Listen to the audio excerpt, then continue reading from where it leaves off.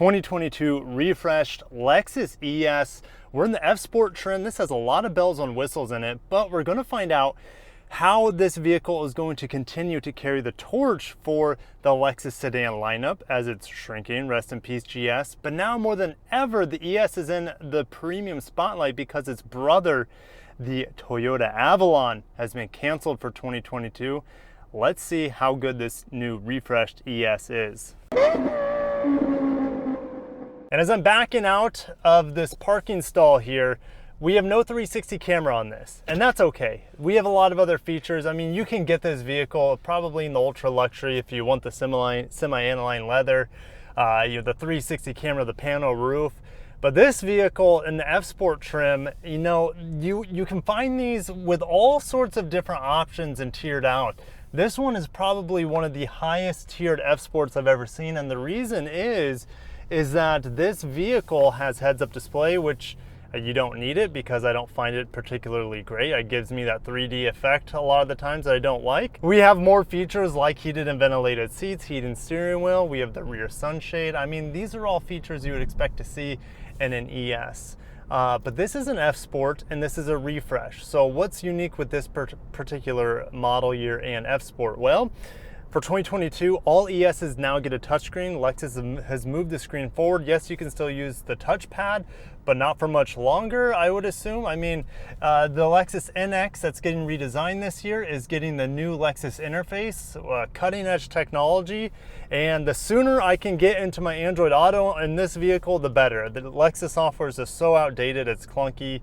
And yes, just the fact that we can get Android Auto and Apple CarPlay in a Lexus ES pretty much negates the terrible base software. So that's a good thing. And the fact that it's a touchscreen now is like a huge redeeming factor of this vehicle. Also with the 2022 ES, we have some upgraded headlights. The triple beams have been revised. They look a little bit more robotic. They're square instead of rounded turns. So that's different. I don't know if it's better for worse. It's just different. And then the daytime running lights have been shortened with these triple beam headlights. And yeah, some people might like the old ones better, but change is good and it doesn't look worse in my opinion entirely. So it's just a good way to tell the difference between a 2021 with the triple beams and 2022, I guess. In terms of the front, I mean, the grille remains the same. For the F Sport, you kind of have that mesh pattern grille. You go along the sides. Nothing's changed there except for this paint color. It's iridium. I just tested this paint color on the 2021 IS 350 F Sport. So that's an all new color with this. So is the Cloudburst Gray, which I tested on the 2022 IS 500 F Sport Performance. So this has some new colors for it. Unfortunately, no more Atomic Silver, which is such an amazing color. I don't know why Lexus got rid of it for the ES. What's new for 2022 with this F Sport, not only can you get it on the hybrid now and the 250 all-wheel drive if you don't care about any sort of performance or refinement in the engine. I'm not going to go too far down the rabbit hole with the 250. What's unique with this F Sport, yes, you can get on the hybrid, but also you get the dynamic handling package as an option now, which we saw in the IS 350 for 2021. And yes, it has adaptive variable suspension, which we saw. Hello, LX. Good to see you. We should get a new LX this coming year, so that's good to see. Anyways, I'm getting so distracted. Adaptive variable suspension, it's had it before. And with the dynamic handling package, of course, you get it on here. They've added a stiffening rear member brace on the rear wheels here, so you do have that. The ES is not going to feel much different, perform much different. They said they've reshaped the brake pedal and tuned the braking for better linearity. Let's test that brake pedal right now. Let's just speed up a bit. Here we go, no one's behind me. Going 55 and into the brakes. Yeah, they're linear, they're good. The brake pedal feels a little bit lighter than before, and that's not necessarily a bad thing, it just feels different. I've always loved how the ESs have braked in the past. So yeah, continual excellent brakes from Lexus. I wouldn't expect anything different there. Since this does have the adaptive variable suspension, we can twist it into Sport Plus mode. Steering gets a little bit stiffer here. And yes, this also has Lexus Safety System Plus 2.5. Why do I mention that is because I was going over the solid line there. Steering wheel is vibrating. So it has the latest Lexus safety systems until the next NX comes out with Lexus Safety System 3.0. What do I have to say about the ES? Well, to me, it's an old glove. Everything about it is comfortable. Like, you're not going to find a more comfortable driving car out on the road. I just don't think that's possible for this price point. Again, Lexus has not given us the price point of this 2022 ES yet, but how this one's equipped with all the bells and whistles, the dynamic handling package, I'm expecting low 50s on it. So, I mean, that's not that big of a change of what we've seen in the past on the ES, but definitely stay tuned for the channel. I'll give you pricing when that embargo ends. But yes, it's just so comfortable. Even if you're in the back seat, you have lots of leg room. You have charging ports back there. If you choose to take this on a long trip, you're never going to regret it, even though it has the large 19-inch black wheels. I forgot to mention, they have a black coating, kind of a glossy black coating, compared to the outgoing ES F Sport, which kind of had like a dark gunmetal gray. So I don't know if that's better or worse. It just is kind of a personal preference, whether you like the black or the gray wheels better. I think they both look good. This is an ultimate comfort car, the ES, even though this is an F Sport. If you're getting the F Sport, know that you're not really getting that much more performance. Maybe it handles a hair bit better with the dynamic handling package over the normal ES. But this vehicle, the essence of it is cruising comfort, as I'm right behind a Lincoln Town car. Like, this vehicle, I guarantee, is more comfortable than that car. The seats are great, even though these aren't leather, and you're always going to get that on a Lexus F Sport. It's always synthetic leather. But yeah, despite that, the leather wrapped steering wheel is just a dream. My hands are so happy being on it. And yeah, I just wish I could like detach the steering wheel and take it with me, put it on any car I drive, because I believe it's that good. I feel like it's wonderful, comfortable, and girthy. Who doesn't like a girthy steering wheel? And it's the small things that Lexus has done with the ES to make it just amazing. The knob and the tuning knob are integrated, and it's right next to where I set my hand on the shifter. I know there's no knob for climate control. That's kind of a letdown, but it is very clean. It's very aesthetically pleasing up here. Soft touch everywhere. We got a Hodori aluminum on this F Sport trim, and it's just a place where I could spend hours and hours and eat up large portions of my life happily sitting in an ES, because it's just so comfortable, compliant, and it just feels like you're getting chauffeured even though you're driving the vehicle. But this is an F Sport, so let's turn it into Sport Plus. Have a little bit of fun. Yes, you have paddle shifters in here. We can wring out this 302 horsepower V6, but you know, you can only do so much on the streets. So we're coming to a stop. What is this RAV4 doing? They're in reverse. They tried to do a U-turn here. They're gonna jump the curb. Oh my gosh. I mean, this happens all the time in Naples, guys. Jump the curb. Yikes. Anyways, we're gonna flip it into Sport Plus mode here and see what this 3.5 liter V6 with an 8-speed direct shift automatic transmission has. I mean, we have paddle shifters in here. Yes, I can put it in the sport mode with the shifter as well. Oh, there's a new Pathfinder. No, that's like a special edition. Rock Creek? That wasn't the new one. It looked like it because I've never seen that trim. Anyways, we'll have to find a way to get around this RAV4 and ring out this V6. Here we go, green light. How are we gonna tackle this RAV4 here? We know they're not capable of doing U-turns.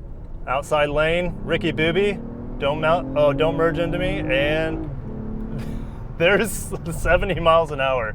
Like, and it did it so, it doesn't ever feel like this engine's trying. It doesn't ever feel like there's any sort of sweat being broken on the engine or this vehicle. Like, it still does everything with grace. Like, this is, oh man, this GMC's in the middle of the road. You gotta love lunchtime, right? But you're never gonna find a more smooth engine in a vehicle that just soaks it in so perfectly. Well, the ES is like, oh man, even I lost the camera when I accelerated there.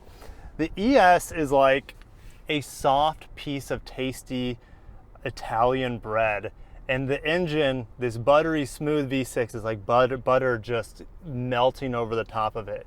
And you just want to take a bite out of it, and it's just something you could easily live with every day, like buttered bread. I don't know why I'm making these sort of comparisons, but if you drove the ES, you would understand what I'm talking about. I'm just going to flip it into normal mode. And now we're stopped in traffic. I feel like this would be a good time to, well, we're going, a good time to summarize the 2022 ES refresh and talk about, I guess, kind of the future of this vehicle. Just a few weeks ago, Toyota canceled the Avalon. It might even have been last week. I mean, it still feels very fresh in my memory. Despite that, the vehicle that gave this car the most divergence in its sales would have been the Avalon, because it's just so similar.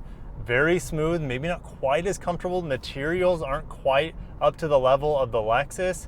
And the price, when you get up there with an Avalon, is kind of knocking on the doors of the ES. Well, you don't have that competition anymore coming from the Toyota end. So what's going to compete with this car nowadays out there? I mean, big sedans are dying left and right. There's really not much out there that's ever competed with the ES, and now it's less than ever.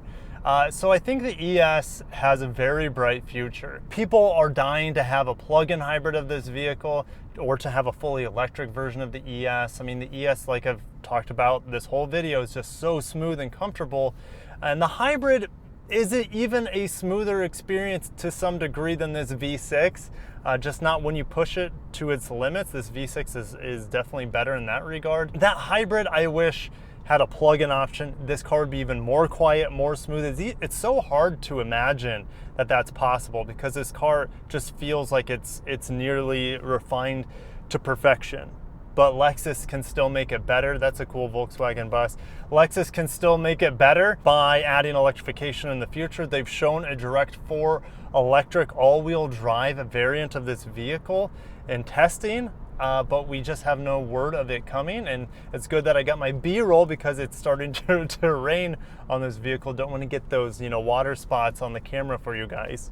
But like I said, with a refresh, Lexus didn't need to do anything. The styling, in my opinion, was already great. It handled so much better than the old ES. It looked better, like I mentioned. The 8-speed automatic was an upgrade over the previous ES. It has the standard Apple CarPlay, Android Auto now. Like, this vehicle doesn't have any weaknesses that I can think of at all. But Lexus did just enough to keep people coming back to the ES. And they fixed the biggest thing, which was that the screen was so far back, and now we have that 12-inch screen pushed forward. So it's very easy to use. I don't have to reach for it. It's within my reach. I have fairly long arms, but I feel like it's going to be good for most people. So with this refresh, Lexus just did the bare minimum, and that's totally fine. They stiffened up the rear with a dynamic handling package on the F Sport. They've made the F Sport trim more widely available now, being on the hybrid. We have a touchscreen in here now, which I'm happy with. No, we don't have the new Lexus interface, but I'm happy with it just having a usable interface at all now. So that's really, really good. And yes, it's the Lexus ES is this convertible 370Z behind me is like, he wants to ram me from behind. Get your minds out of the gutter. I'm just gonna let him pass because he's being extraordinarily aggressive. Maybe he's getting excited for the new Z car reveal, which is happening tonight at the time of this recording.